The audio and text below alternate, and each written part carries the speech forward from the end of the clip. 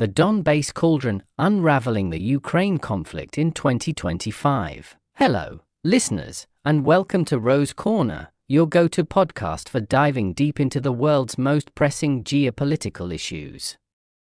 I'm your host, Ro, and today, we're unpacking the escalating tensions in Ukraine, focusing on the Donbass Cauldrons, U.S. Russia negotiations, and the broader geopolitical chessboard in 2025. The Russia-Ukraine conflict has been a defining crisis since 2014, but recent battlefield maneuvers and diplomatic moves have raised the stakes. From Russian pincers tightening around Pokrovsk to U.S. envoy visits to Moscow, the world is watching. How did we get here? Are the Donbass Cauldrons forcing superpowers to the table? And what does this mean for global stability? Grab a coffee, settle in, and let's explore the layers of this complex conflict. 1. The Donbass Cauldrons explained. Let's start with the term the Donbass Cauldrons.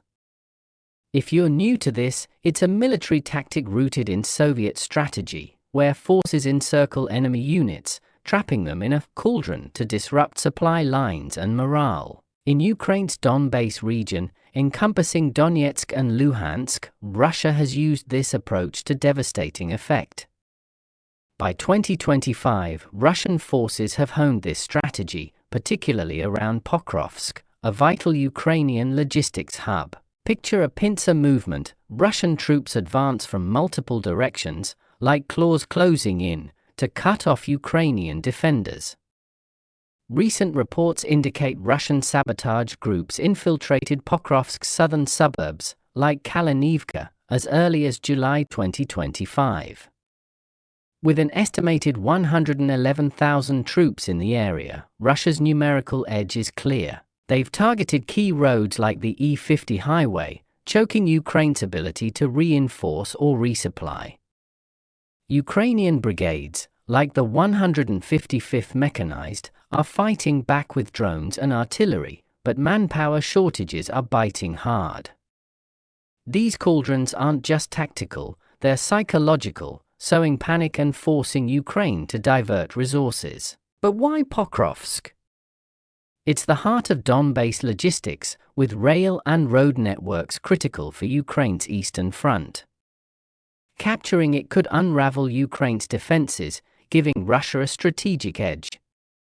The cauldrons echo historical battles like Stalingrad, but with modern tech, drones, precision missiles, and electronic warfare. The human cost is staggering, over 100 civilians killed in drone strikes this year alone.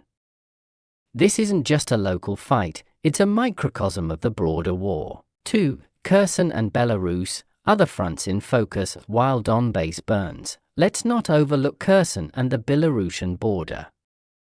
In Kherson, Russian forces have unleashed what some call a drone siege. FPV drones target infrastructure, disrupting life in areas like the Korabel district. Social media posts describe these attacks as human safaris, hinting that they are unacceptable. Kherson's strategic position along the Dnipro River makes it a flashpoint, with Russia aiming to isolate Ukrainian forces and control southern supply routes. Ukraine's counterstrikes, including attacks on Russian ammo depots, show resilience, but the drone onslaught is relentless. Up north, the Belarusian border adds another layer. Belarus hasn't launched a ground offensive since 2022, when Russian troops used it as a staging ground for the initial Kiev push. Now, Belarus hosts Russian air operations and missile launches. Recent Belarusian troop movements, like the 37th Airborne Brigade in Gomel, have raised alarms, though Lukashenko denies invasion plans. Ukraine's fortified border defenses reflect caution, but the threat of Russian escalation via Belarus keeps tensions high. These fronts, Donbass, Kherson, Belarus, form a multi-pronged Russian strategy to stretch Ukraine thin. 3. U.S. Russia negotiations and the Donbass factor. Now, let's tackle the big question: are the Donbass Cauldrons forcing the U.S. to negotiate with Russia? The short answer: they're a factor, but not the whole story.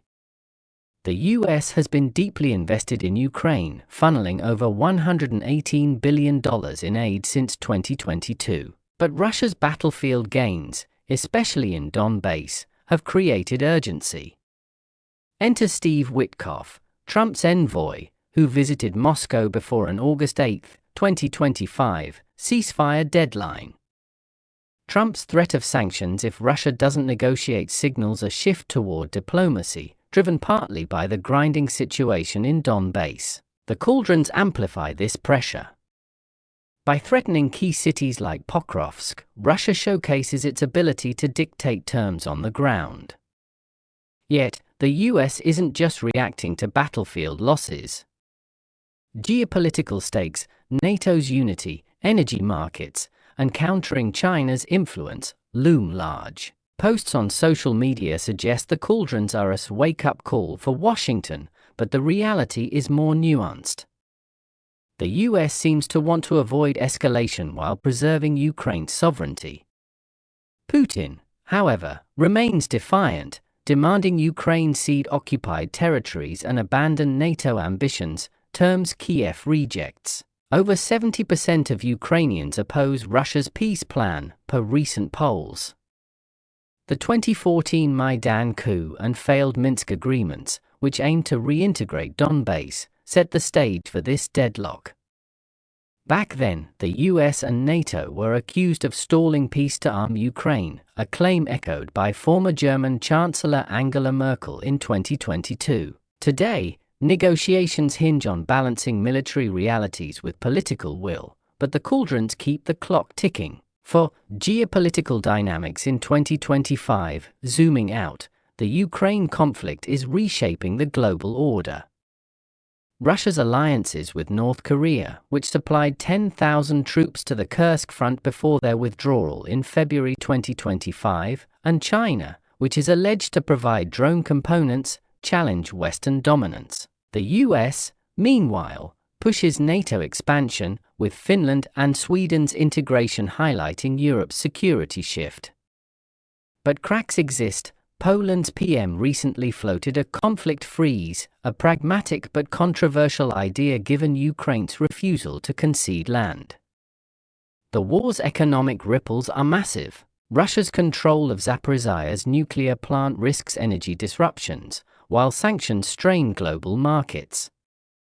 Ukraine's Kursk offensive in 2024, capturing an estimated 1,250 square kilometers which it lost in 2025, showed its fight-back spirit but didn't shift the strategic tide. Developing nations like India and Turkey, wary of alienating Russia, adopt a neutral stance, signaling a multipolar world.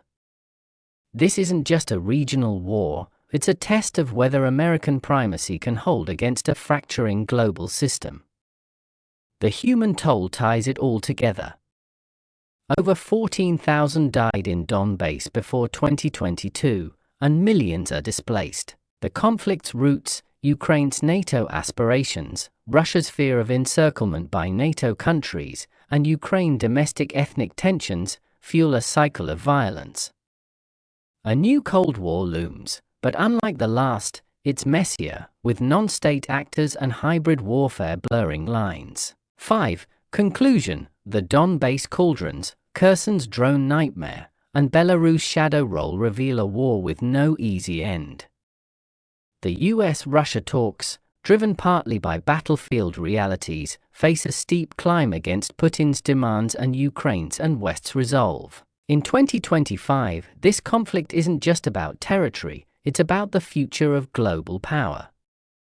What's next? Will diplomacy prevail, or will the cauldrons boil over? I'd love to hear your thoughts. Share this episode with friends to subscribe to Roh'sCorner and spark discussion on Ukraine, Russia, and the stakes for us all. Next week, we'll dive into China's role in global conflicts or a more exciting topic. Until then, stay curious and keep questioning the world around you. This is Roh, signing off.